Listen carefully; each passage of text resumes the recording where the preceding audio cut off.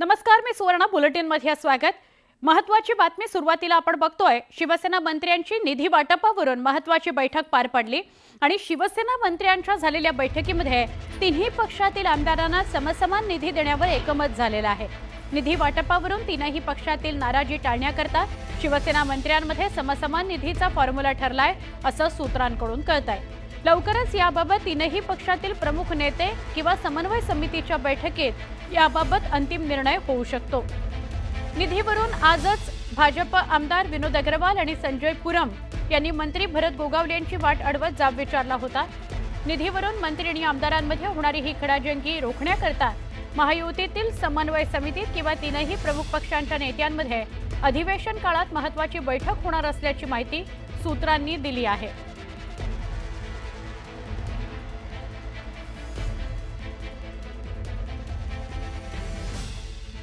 मुख्यमंत्री देवेंद्र फडणवीस यांच्या वर्षा निवासस्थानी भाजप आमदारांची एक बैठक बोलवण्यात आलेली आहे।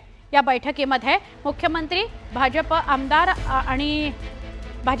आणि नेत्यांना काय कानमंत्र देतात याकडे सगळ्यांचं लक्ष लागलेलं आहे। मुख्यमंत्री देवेंद्र फडणवीस यांच्या वर्षा निवासस्थानी मुख्यमंत्र्यांची भाजप आमदारांसोबत डिनर डिप्लोमसी बघायला मिळणार आहे।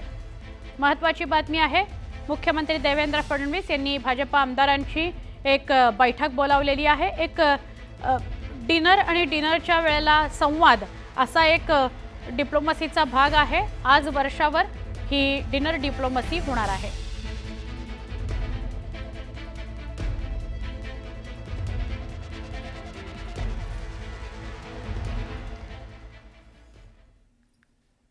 निवडणुका आल्या की मराठी माणसाची आठवण येते असं म्हणत मुख्यमंत्री देवेंद्र फडणवीस यांनी नाव न घेता उद्धव ठाकरेंवर टीका केलेली आहे, जोरदार हल्लाबोल केलेला आहे। मुंबईतील कार्यक्रमामध्ये बोलताना मुख्यमंत्र्यांनी उद्धव ठाकरेंवर घणाघात केला।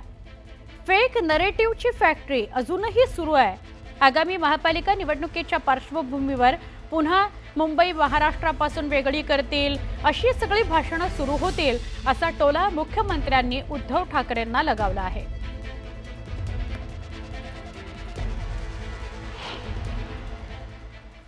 निवडणुका आल्यानंतर यांना मराठी माणूस आठवतो आणि अनेक वेळा मला तर लक्षातच येत नाही यांना लाज का वाटत नाही। आपण जे केलं त्याच्याच विरुद्ध बोलायचं आणि जिंकलो सांगायचं। इंग्रजीला पायघड्या घालणारे लोक नाही आहेत। आम्हाला अभिमान भारतीय भाषेचा आहे हो। इंग्रजी भाषा आवश्यक आहे म्हणून शिकली पाहिजे, त्याचा आम्हाला विरोध नाही आहे। पण इंग्रजीला पायघड्या घालायच्या, बॉम्बे स्कॉटिश मध्ये शिकायचं, इंग्रजीला पायघड्या घालायच्या आणि या ठिकाणी खऱ्या अर्थानं भारतीय भाषांना विरोध करायचा, हा विरोध आम्ही सहन करणार नाही।